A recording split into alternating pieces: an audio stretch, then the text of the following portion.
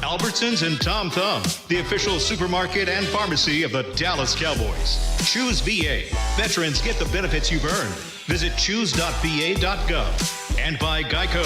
15 minutes could save you 15% or more on car insurance. Now, your hosts, Shannon Gross and Brad Sham. And welcome, everyone. Welcome to the Cowboys Hour. Welcome to a room in the basement. Well, we're back on protocol, Shannon. We are. But you know one thing that hasn't changed? It's Victory Monday! Let's go. All right. Doesn't matter where we are.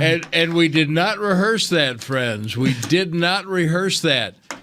So that's the good news, that it's Victory Monday. And the Cowboys have won 10 games, but because of all the COVID delays and some other game results, they have not yet clinched a playoff spot, and my understanding is that they probably won't have clinched a playoff spot regardless of what happens tonight and tomorrow night. Mm-hmm. The Philadelphia-Washington game will not clinch them a playoff spot because of mathematics with other teams. They're still going to have to win Sunday night against Washington.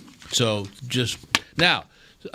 So everybody's on COVID protocols because of all that's going on in the league, and that means the players are not permitted to do any live, remote, or charity. By the way, they even specified charity appearances, and so that's why we are in the Cowboys podcast studio, Shannon and I. The basement, where I am happy to say they have the NFL Network going on so we can watch the Raiders-Browns game. And why we're not at the Ford Center at the Star, right, on the South Concourse, which has been our custom this year.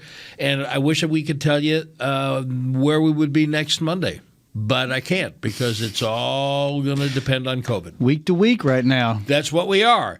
And I also wish I could tell you that our guest Cowboys tackle Terence Steele was with us and we could introduce him to you now. I wish I could tell you that. Why can't you? Well, I mean, I could. I could say it. But just be a while before he actually said anything back. Would not be very accurate because we are having technical issues getting Terrence online with and Chris Beam is in the technical department down here in the basement is doing everything he can to make that happen, and nothing has worked yet. So I am because some of you may be aware that we have this great new feature, although it's not new anymore, of this program, which is the Miller Lite. What do we call it? The Miller Lite moment of the show, Brad. The Miller Lite moment, and that's when Shannon does a deep dive in the Wikipedia page of our guest, and we find out more about them and see what's right and what's not on the Wikipedia page. So I am, as we speak, since we don't have Terence Steele available to us at the moment. Are you going to read his Wikipedia page to us? No, I'm looking for yours. Oh. I'm looking for yours, actually. Shannon Gross. It does not Sorry, Brad, but I'm probably not out there on Wikipedia. Instagram's probably the closest thing you're going to find on me. Have you tried to get yourself? No, I have zero desire to be Wikipedia'd. Zero. Well, in the meantime, we are now delighted to say that telephonically, old school, from his palatial mansion somewhere in the greater Frisco area, his Cowboys tackle Terence Steele. And Terence, welcome to the Cowboys Hour, and thank you for your patience and everything you've been going through trying to get the video hookup set up. And so thank you for joining us on the telephone right now. We think. Terence, you there? Oh, he dropped. Okay. He dropped. That's the technical term. You don't have, there's no Shannon Gross? No. Is there a Brad Sham Wikipedia page? I have never looked. How would I know? I don't know. When did you get in today? Because you fly now. Yes. Now with COVID protocols, we have a very restricted charter itinerary and guest list. So you fly out. You are of a higher tier than I, which I always knew anyway. But well, that's only COVID tiered? Our flight, I was on a flight with most of our radio crew and several other members of the media. And we left Newark at 10:30 Eastern Time. This morning? Bit of an adventure going through TSA at Newark Airport. But, it's Christmas and COVID. It's a COVID Christmas. So... surprised you're here. The flight was flawless. The American Airlines flight was flawless, and we landed at about 1. It was early. Landed somewhere between 1 and 1:15. Wow. And I went home and dropped off my bags and came down here, listened to Coach McCarthy and the coordinators' press conferences, and been watching tape of the offense. And How would you rank the NFL booths as far as radio booths? One. I would probably rank them 1 through 32. Okay, where would you start? Who would be at 1? Get me through top 5 as far as like vantage point, amenities, access. My ranking always has to do. I mean, obviously, AT&T Stadium is at home, so I'm not getting on an airplane, so that's pretty high up. And the amenities are way beyond anything else that anybody else has at AT&T Stadium. Cannot beat the game day food at AT&T Stadium. Not only that, we have what really was probably originally designed as a suite. So we have, at a certain age, this becomes important. There's a bathroom in our suite. And it's really large. And pre-COVID, we could have guests in there. We got great table space for all of us to get our work done and spread out. And we have a refrigerator in there. We keep water and soft drinks, and they do take care of us with the cuisine at halftime. They bring us in quite a spread. So I don't include, when you ask me to rank them, I don't include AT&T Stadium because that wouldn't be fair. Right. There's no question that New England is number 1. Really? It's not even close, because most press boxes now, where the so-called print media is, even though most of it's digital, most of them, as you're aware, are in corners, upper-tiered corners and tucked away, and Washington is in the dead end zone for the writers, and so New England's writer's box is like that. But all of the broadcasters in New England, everything from national television to visiting foreign language radio, everything is in a giant suite, like a suite of booths, all big, low, and at the 50-yard line. Wow. And there's, I look for lighting. I look for desk space and lighting. Those are the first things. There's plenty of room for Ted Nichols-Payne, who is our engineer, our technical director here. There's plenty of room for him to set up and do everything he needs. And no, it's not even close. New England's so far superior to everything. Baltimore is pretty darn good. Now, unless they've changed, we haven't been there.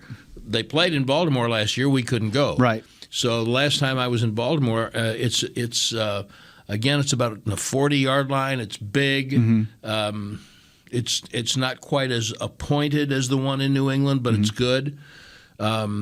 Which surprises me, because those are two relatively new stadiums, and the reason why they put the media in the corners now is because the suites, they can sell them. They can sell them, and that's premium space on the 40, 50-yard line, and you can get really good money for those. So in New England, it's below the suite level. When they built Gillette Stadium, the suite level is a little bit above it. So they're not, I mean, they could turn them into suites, but they're not taking away from any of the suites that were built. In Baltimore, it's when I say it's less well appointed, it's really more of a like a well. It's like it was not designed for a suite. It was designed for cameras, but it's really spacious and it's in a really good location. So then the things I look for are desk space, sight lines, lighting, and then somewhere down there, and I'm not kidding because we're there for 4 hours, is proximity to a restroom. So now you get differences of opinion. Like Chicago at Soldier Field, very old, but the sight lines are good. It's not teensy. It's not nearly as big as what we're used to at home, but the sight lines are good, and it's about in the 40-yard line. So that was pretty good. Carolina's pretty good. At the bottom end of the rung, I guess. Sure. Washington. Yeah, well, for me, Washington. They have y'all back in the corner above. We would have to. It's first of all, it's low. In the corner of the end zone. We're not even in the end zone. We'd have to move about 15 yards to get into the end zone, right. And it's low, so you have no depth perception. At least, like at AT&T Stadium, we're in the corner, but we're high, and of course the great board there helps. You can cheat to that if you need to. But if you want to look at the other end of the field, you can see everything unfolding. So Minnesota is a little bit like that at the other end, except without the big TV hanging there. And so but Washington is the very worst. We'll table this. Hopefully not get into this anymore. Let's try again with Terence Steele. Terence, how are you? Can you hear me? Hey, how you doing? There he is. There he is. The pride of Cibolo, Texas. How you doing? So, awesome. Brad and Shannon welcoming you in. We're just in time to about take our first break. So I made this great speech before we got you on that I'll make again to thank you for your patience in fighting through trying to get this hookup done, and in your indulgence in joining us on the phone. And congratulations on the win, because it is, what is it, Shannon? Victory Monday! Victory Monday! Outstanding. So congratulations on the win. So you've heard Terence Steele's voice. Now, wherever you are, whatever you're doing, don't move. Stay right there in that exact spot.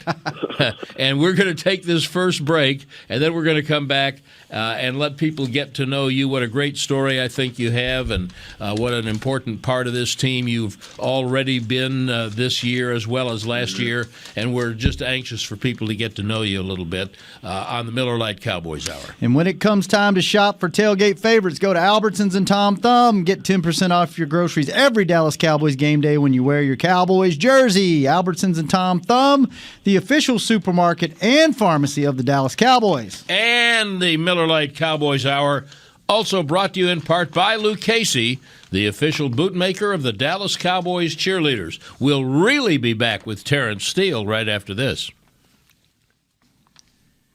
Thanks, Terence. Appreciate you all.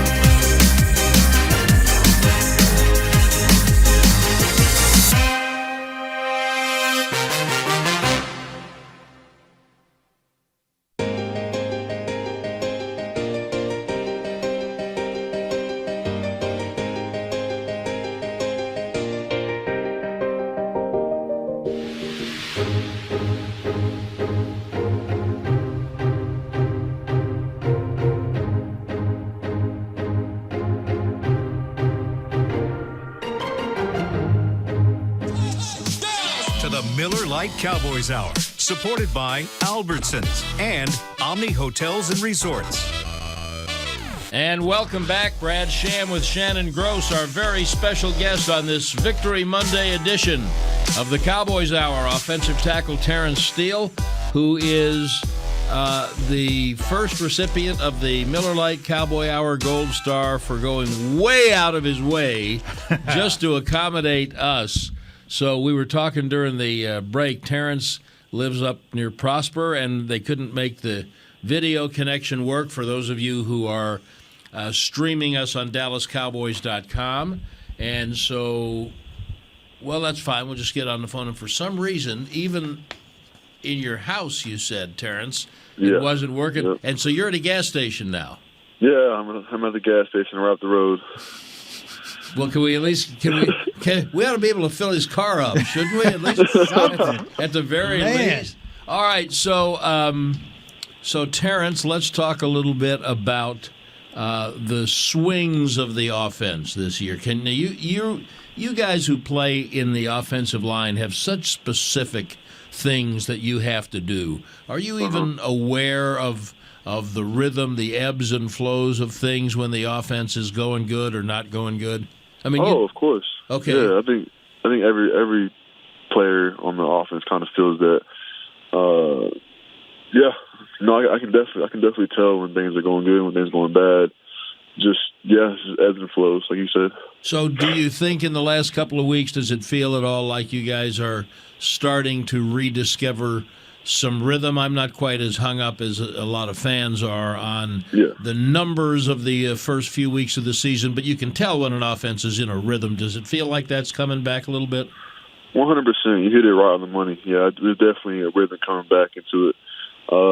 Kind of how it was in the beginning of the season. I definitely feel it now for sure. And what's that feel like when it's going good? Oh, that's the best feeling on earth. Everything's just flowing, everything's rolling, everyone's in sync, everyone's playing for the man next to them, and it just feels really good. So that's probably one of the best feelings playing the game, honestly.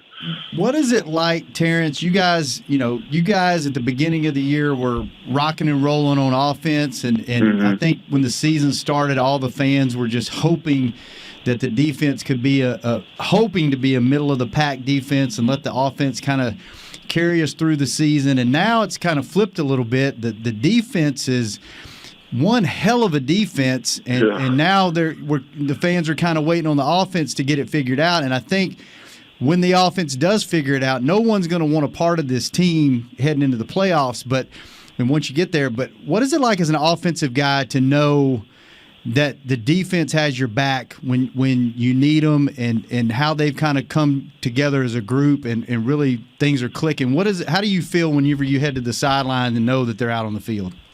Oh, I have 100% trust in them that they're going to go out there and get us the ball back, whether it's just fourth down stops or, picks from Trayvon. But, no, it's a good feeling to know that the defense go out there and get their best and get a stop. And, your story is one of my very favorites on this team because let's start off with being an undrafted free agent from Texas Tech. Did you think you would be drafted? Was that a disappointment at the very beginning of it? Oh, yeah, 100%. I thought I was getting drafted. It was a long 3 days, I'll just say that. And I'm sure you had an agent, people advising you. What did they tell you happened? Who led you to believe that you would be drafted at some point? And then what have people said about why that didn't happen for you? I think everyone I talked to said I was going to be drafted. It was probably going to be on the third day, later on in the rounds, but. Why I fell, I would probably point that to the Senior Bowl. I didn't have my best performance there. That could have been a reason why. And when you then did not get drafted, how many teams were trying to sign you, and how difficult or easy was the decision to come here?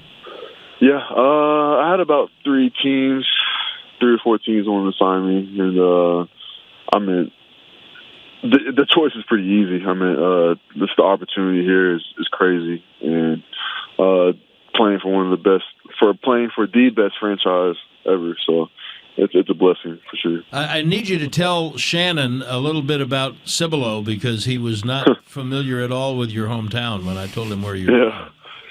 Well, Cibolo is it's a big military town. Little San Antonio. Cibolo's in San Antonio, and San Antonio is like a huge military town. So it's just a suburb of San Antonio. There's not really much going on there, really, honestly. Great Cowboy fan base in San Antonio. Huge. So were you a Cowboy fan before you went to Tech? I wasn't. Honestly, I was not. Who are you? Who are you a fan of? Fan of another team, which is okay. Yeah, no. Growing up, I was always a Tennessee Titans fan. Okay. Because.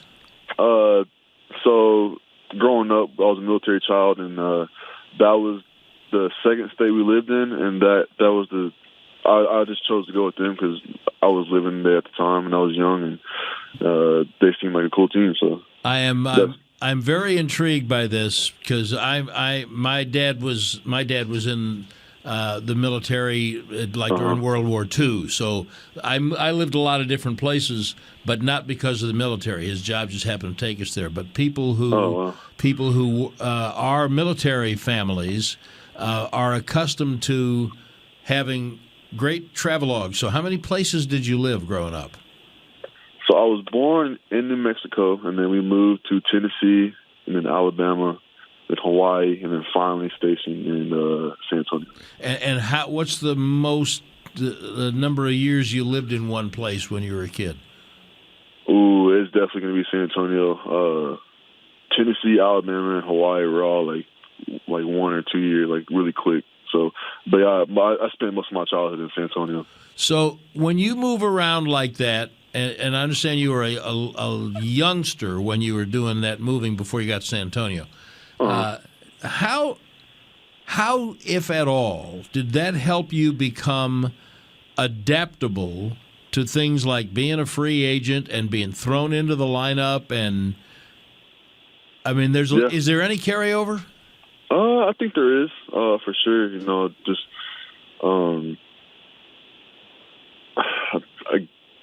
just being I'm not really sure, honestly. But I think there is for sure, though.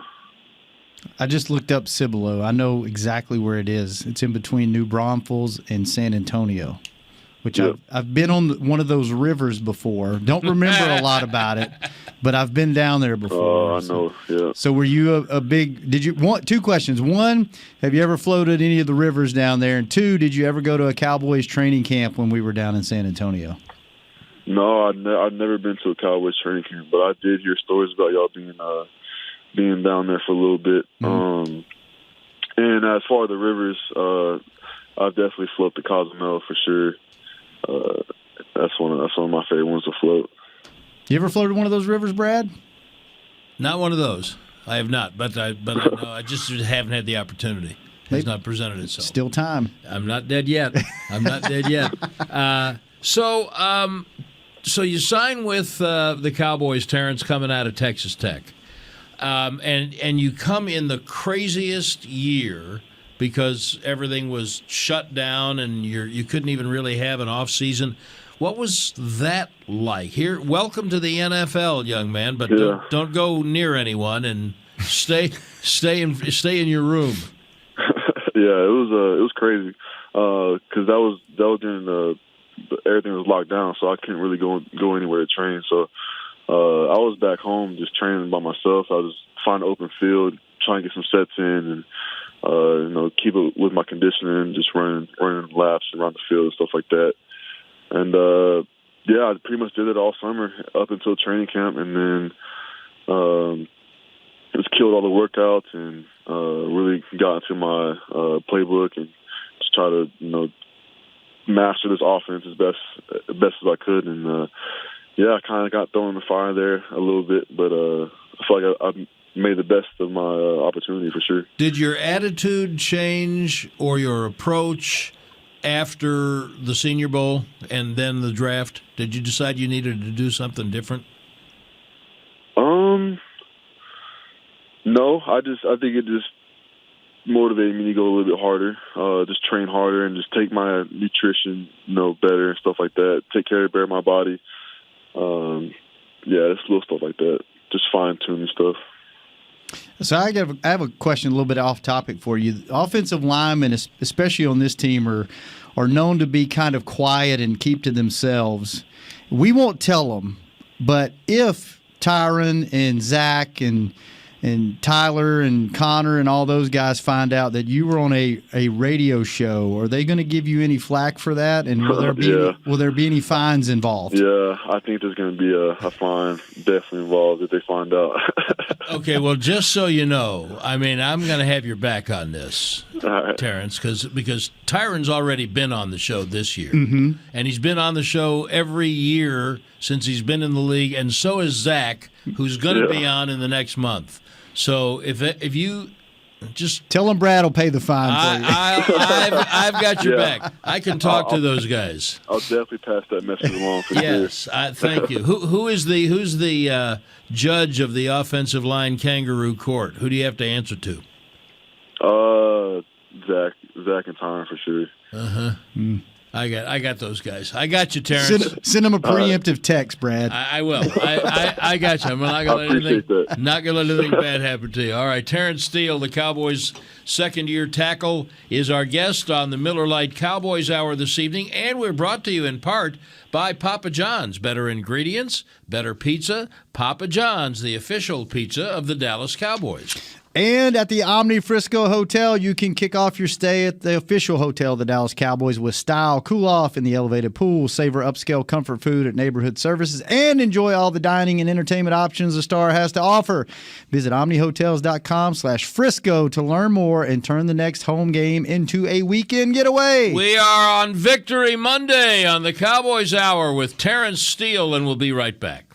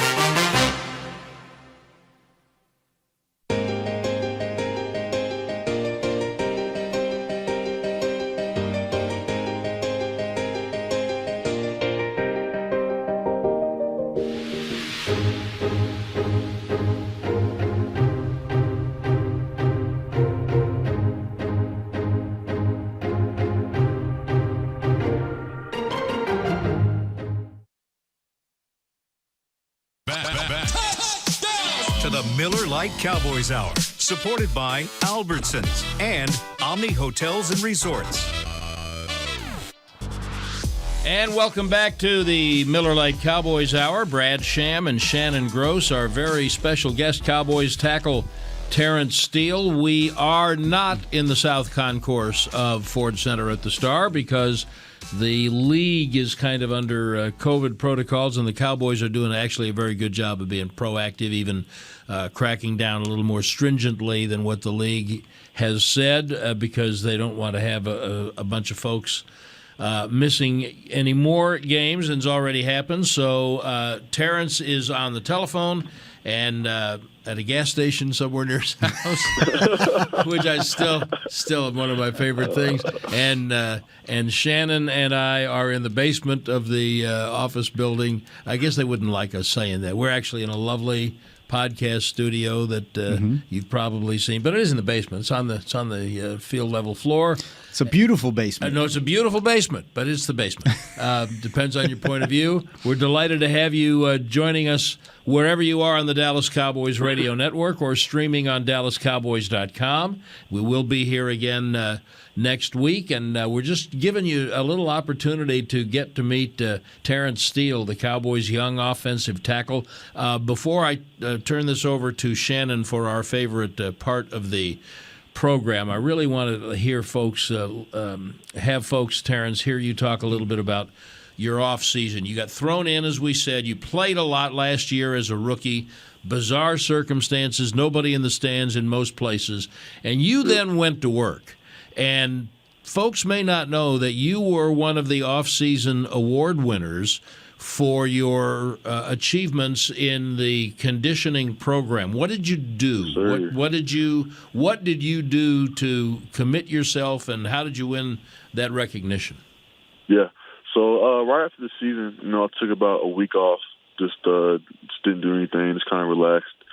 And then I kind of just went back, just thought about, did some reflections about the season I had, and just areas I wanted to improve on in my game. And one of that was just kind of rebuilding my lower body in a way, just working on being more powerful, more explosive, just working on my feet, just trying to build muscle and stuff like that. So yeah, I gave myself a week, and then right after that, I went right to work. I was just working out every day, eating as clean as I could.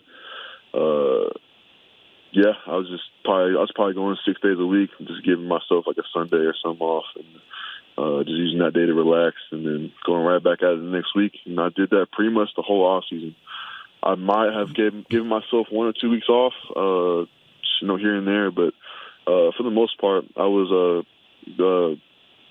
training pretty much every day. And then about halfway through the off season, I got with Duke Manyweather. He's a offensive lineman kind of coach that I go to. He's here in Allen. I went to him. I was with him a lot, and he also, was a big factor in me improving this offseason for sure.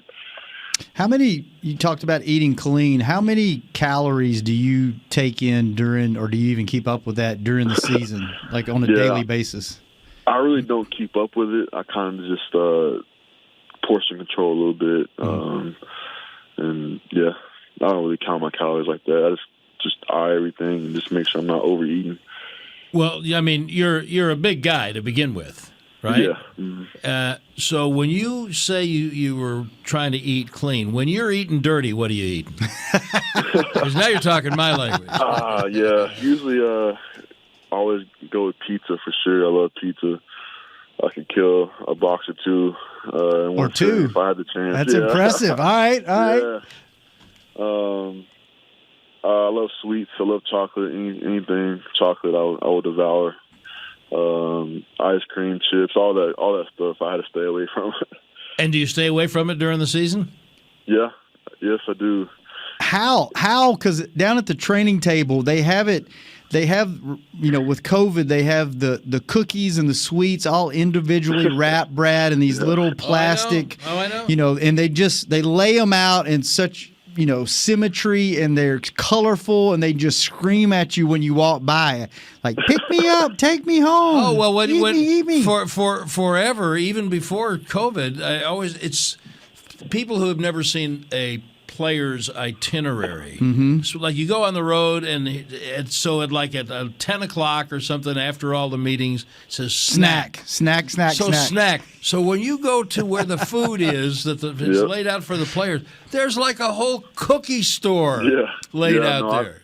I know exactly what you're talking about, and every day I walk past them, I look at them, I just see what they have out. It's always something new the next day. I sit there and admire it, and I just shake my head and walk past. They get you when they do the creative stuff where they make the little like they had Christmas wreaths made out of cornflakes last week, Brad, with little candy holly berries and then green something poured on them. And it's like, I need to taste that because it looks so delicious. I don't even know what that tastes like. Terrence is trying to be in a broccoli mode. You're right. And he has it up on all that. All right, Terrence, this is Shannon's favorite part of the program, and it has become mine as well. Normally, when we have an audience, we have this segment sponsored by Miller Lite. Yes. And we'll have Miller Lite there, but we don't right now for reasons that will become clear to you. Shannon, have at it. So, Terrence, this is our Miller Lite moment of the show where I print out your Wikipedia page and then I check for facts, and you tell me if what I read off is true or not true. And then when we have something that's not true, I take a swig of Miller Lite, and hopefully the whole thing's wrong, and I have a pretty good buzz coming out of this segment. But unfortunately, there's no Miller Lite here because we're on the football side of the building. So I'll just fact check with you, and you tell me if these things are true or false as we go through them. How's that sound? That sounds good. All right. It says Terence Steele was born June the 4th, 1997, and you are an American football offensive tackle for the Dallas Cowboys of the National Football League and played your college football at Texas Tech University. How we doing? Correct. All correct so far. All right. Yep. Steele attended Byron P. Steele the second high school. Is that true? That's true. You related to Byron P. Steele? No relation, just coincidence. All right. It says as a senior, you were the starting left tackle and received All-District 225 6A and San Antonio Express News First Team All-Area honors. Yes, sir. That's correct. All right. You committed to Texas Tech over offers from BYU, North Texas, and UTSA? Yep. So I'm deviating a little bit. Why did you decide to go to Texas Tech and not one of those other three? Yeah. So my high school head coach, his name is Mike Jinks. He left my junior year. He got a job up there at Tech. He was a wide receivers coach, and he was kind of my pipeline through there. But I went and visited Lubbock, and I kind of fell in love. I just like the atmosphere that was around just the university and. I visited the other schools too, and I didn't like them as much, so Tech was the easy choice. All right, fair enough. It says as a redshirt freshman, you played under future NFL head coach Cliff Kingsbury. Yes, that's correct. And you blocked for future NFL quarterback Patrick Mahomes while contributing to the team, leading the nation in passing yards and total offense, and you were named to the All Big 12 freshman team. Yes, sir. And as a sophomore, you started all 13 games at right tackle, contributing to the team, ranking in the top 25 nationally in passing yards, 9th, total offense, 16th, and scoring 23rd. That's correct.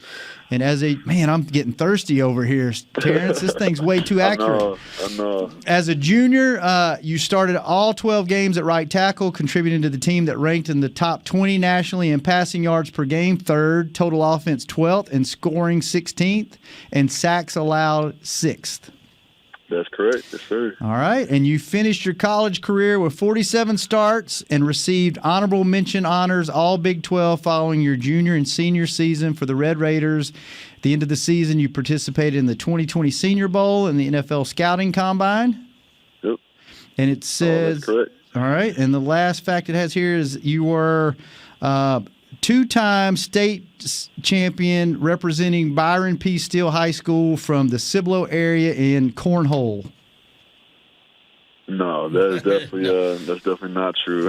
That's Shannon writes that in there so that he can make sure he gets a little Miller Lite. Yeah. So I've totally made that one up. And Chris, that's helping produce our show, is a big cornhole player. So I threw that one in there for him. So that was our Miller Lite moment of the show. Terrence, thank you for playing along. Although you have a very accurate Wikipedia page. I was surprised. I was hoping for something funny. Me too. I was hoping for something that was totally made up and almost offensive, but it wasn't. So. Well, after playing in Kingsbury's offense, that's a pretty fast-paced offense that you guys played at Tech. Was the NFL like easy by comparison? Honestly, yes. Coming from an air raid offense like you said with Kingsbury, is just huddling after every play is kind of it was nice. It was a nice adjustment. I'll say that. Well, we're going to take our last break, and when we come back, we're going to talk about your adjusting from right tackle to left tackle and back to right tackle, and now sharing left tackle in a game. That was probably a new experience, but it seemed to work out pretty well, and we'll look forward a little bit. And by the way, we got to talk about Christmas. So yes, we have to get some good Christmas stories in here with Terence. And a football game coming up this week. And there's one of those as well. Yeah. Hey, and Terrence, if you want to use what the pros use Jack Black. It's the official men's skincare brand of the Dallas Cowboys, and you can go to getjackblack.com today. And we'll be right back with Terence Steele on the Cowboys Hour.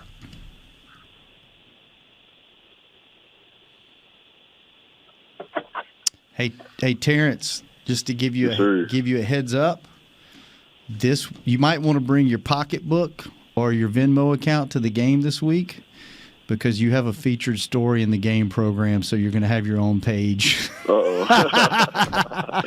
That's all right. It's well worth it for sure. Yeah. Kurt that works here for us, he's the head editor for the program and a lot of other things, and he told me today on our show, I told him you were our guest tonight, and he said that he was had been working on a story, that you had a great story about you and your family, and he'd been working on that for the program that's coming out this week. Oh boy, wait till they see that. I think he called me like last week or 2 weeks ago. Yeah, we had a nice little phone conversation. That's awesome. Getting some offensive linemen, some pub, man. That doesn't happen often enough. No, I think that's important. Yep. I think that's important. And just a heads up, I do a podcast with Nate Newton that used to play for the Cowboys. I don't know if you're familiar with who that is, but he's a fan of yours. He's been rooting for you since last year. So we talk about you on the show. So awesome. Well, if he's a fan of yours, that's good, because he only made about 5 or 6 Pro Bowls playing guard and tackle on Super Bowl teams. Yep, 6 Pro Bowls and 3 Super Bowls. So not a bad. Dang, that's crazy. Yeah. Who'd you admire growing up? Were you an offensive line admirer, or did you like other positions? Honestly, I was a QB. Really? And I was other positions. I wasn't really watching O-linemen. What other positions did you play before you settled in? Oh, I was always an O-lineman.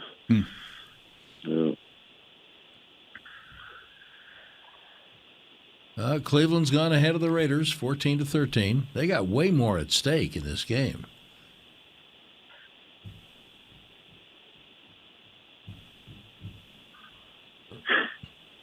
Man, right when you think the playoff picture is kind of figured out. Oh, hey. People just... What time did you guys get home last night? I think we got home 9-something, didn't we? A little bit after 9:30-ish? Yeah, like 9:30-ish. So that game the Tampa-New Orleans game was still going on. Yep.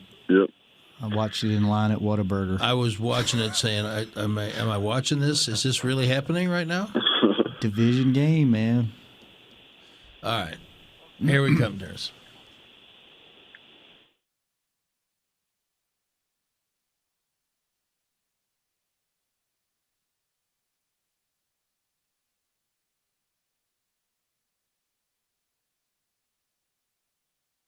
Back to the Miller Lite Cowboys Hour, supported by Albertsons and Omni Hotels and Resorts.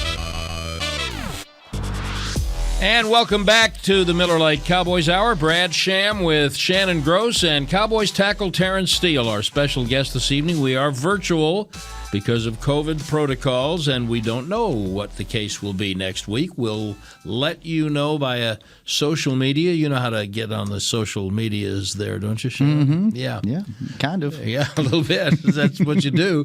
And we'll let you know where we are next week. So, Terrence, before we took the break, Shannon mentioned there's a little football game Sunday night, second game against Washington.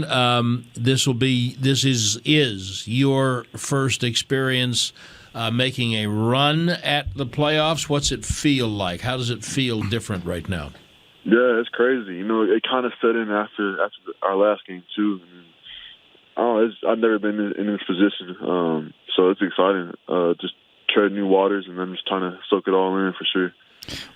It seems like from the outside looking in that, there's some teams that you get a little chippy with, and it looks like, you get, at the end of the game, you kind of get tired of playing each other. But it seems like with Washington, you guys have a genuine beef with those guys. Is there a little extra in that game last time? And is, it just seems like there's something there. Oh, of course. It's our top divisional game we play for sure. And, it's always chippy, no matter what it is. Those are the games you come out, sore the next day after. And you seem like, and I've seen you're not afraid to play to the whistle or a little bit after the whistle. Yeah. You play hard. You go until the play is dead. So I've noticed that with you. You give it all you got. So I appreciate that. Yeah. I just I put a big emphasis on just being a big effort guy. That's kind of how I want to be perceived. I want to be big, physical, nasty old lineman. How the older generation of Cowboys were back in the day. I think that, correct me if I'm wrong, if I were to rank your current offensive line room in that category, big, physical, nasty, I think I might put Lyle Collins at the head of the list. How far off would 100%. I be? 100%. Oh, yeah. Yep, 100%. And what have you learned from LC about being that kind of a tackle? A lot.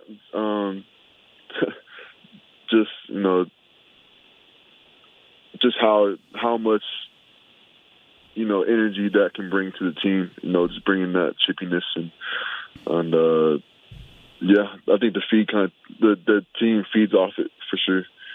You've got two Hall of Fame guys on your team with Tyron Smith and Zach Martin, and they're not very loud, boisterous guys outside of the locker room or off the practice field. But what kind of conversations do you guys have, as you being a young guy and coming in? Do y'all talk much? Do they kind of, help you watch tape? Do they help you practice? Like, what's it been like being with those two guys? Yeah, no, man, they're both, when it's time to be serious and, lock in and then when it's time to, just joke around, like, after practice and stuff like that. They can definitely flip the switch for sure. And, they just help me wherever they see fit. Any advice they can give me, they'll definitely not hold back. And, they always tell me they're proud of me and, keep encouraging me and stuff like that. So a little different assignment yesterday where about every third series or so, Ty and Secchi took over for you. How was that broached to you, and what was that like? Yeah, my O-line coach told me early in the week, so I wasn't really surprised by it. I kind of knew it was coming. And honestly, I'm not really mad about it. It is what it is. I'm glad we both could get in there and contribute for the team win. And if that's what it takes, that's what it takes. Was it Coach Philbin or Coach Blasco who told you about it? It was Philbin, Coach Philbin. And when he came to you with that, it's a little unusual. Were you surprised? No, not really. I was accepting. As coach, I'm gonna listen to coach. Whatever he thinks will, ultimately have success with the ball club, then I'm all for it. Did they say what their reasons were for wanting to do that? They just said they want to throw Ty in during certain situations. Okay, well, it seemed to work yesterday. Yeah. Seemed to work yesterday. Yeah. I have a feeling if Tyron hasn't had a tremendous improvement, we'll probably see a little bit more of it because it's important to have him ready for down the stretch. All right, we've got about 5 minutes left. And, Shannon, it's Christmas week. It is Christmas When week. the Cowboys in Washington tee it up, Christmas will be in the rearview mirror. Mm-hmm. So, Terrence, what's the best Christmas present you ever got? Ooh, That's a good one. It would have to be my first vehicle. I got that right during Christmas. what vehicle was it? So it was my very first one, and my parents were cheesing me all the way up. They're like, "Oh, we're gonna get you a Nissan Cube, like just the ugliest car ever," and stuff like that. And so, Hold on, let me just check and make sure Nissan's not a sponsor. No, I think we're good. We're okay. Go ahead. Go ahead. so, Sorry. So we pull up to a McDonald's parking lot, and then there's a truck sitting in the parking lot with a for sale sign. And then my dad's like, "Hey, go hop out and go see how much they want for that truck." So I go hop out, and then the for sale sign said "Congratulations," Oh, or it said "Merry Christmas" or something like that. And then I ended up getting a Toyota Tacoma. that's really cool. That's a cool way. My first truck, yes sir. That's a cool way to get it. Oh, I love your dad's style. Yeah. I'll tell you that. Yeah. All right, so are you a good gift giver? What's the best gift you ever gave someone? The best gift I ever gave someone was, Put him on the spot, man. I Those am. two spot on the spot aside, questions. aside from money, I would say probably a nice pair of shoes. Okay. Yeah. Shoes are important these Not days. too crazy, but a little something. Like along the lines of what Dak did for all of you with the gray Jordans? Kinda, yeah. Yes, sir. Are you a big shoe guy? Yeah, I like shoes. I like collecting shoes. I tell you what, for some reason, Zach's shoe game the last several weeks. Are y'all buying the man's shoes? Is Zach Martin? Zach Martin used to wear the most beat up, clunky. Are we talking about? We're not talking about game shoes. No, I'm talking about like walking to the plane, walking to the bus. I'm glad you are noticing because I noticed it too. He's definitely stepped his game up. He's been wearing a lot of Jordans lately. A lot of Jordans. I have a feeling maybe his quarterback's behind that, but he's definitely he looks good in them. He looks really stylish. He pulls them off for sure. Yeah, just making sure y'all didn't have anything to do with it behind the scenes. Nah. All right, so you got a home game and a home night game after 3 straight on the road. Tell me how you're looking forward to that. Oh, I'm so excited just to be back in this home crowd. I already know it's going to be super electric. Yeah, I'm excited thinking about it right now. What is your favorite part of game day? I always find that fascinating. Is it pregame? Is it driving to the stadium? Is it walking out? Is it warming up? Is it the first play? Like, what's your favorite part? I would say honestly, I think driving to the stadium is honestly one of like the more relaxing things. Yeah, I drive by myself. I get there pretty early, and then I guess to walk into the stadium too with all the fans out there, kind of just out there early, just cheering you on as you walk in, and just stuff like that. I know it's a little thing, but I don't know. It's something I look at, and I think it's pretty cool. And then when you're driving to the stadium by yourself, what is your music of choice? What are you bumping when you're heading to the stadium? Oh, I'm a bunch of hip hop. Mm-hmm. It's loud in here for sure. It's loud. New hip hop or old school? Nah, it's new. The new stuff. And and when you put your game face on, can people tell? Because you're kind of a soft spoken guy anyway. Yeah, I think I definitely turn it on when I hit the field. I'm a different person for sure. Well, no smiles out there for me. Okay, very, very good. I'm trying to make you smile this week. Oh yeah, Shannon's going to do that. Shannon's going to make you Try smile. to get you. Yeah, but remember, he will play through the whistle. He will. He definitely will. Hey, Terrence, especially under difficult circumstances, sitting in your truck there at the gas station, boy, at least go get a soda pop or something while you're there. Oh, I definitely will. Hey, I appreciate your time very much. Merry Christmas. We're looking forward to seeing you Sunday night at AT&T Stadium. Thank you. Merry Christmas to y'all as well. Thank you, Terrence. Terence Steele, the Cowboys offensive tackle. Shannon, Merry Christmas. Merry Christmas, Brad. Merry Christmas, everybody, on Victory Monday. We'll talk to you next week on the Cowboys Hour. This has been a production of DallasCowboys.com and the Dallas Cowboys Football Club. How about this, Cowboys?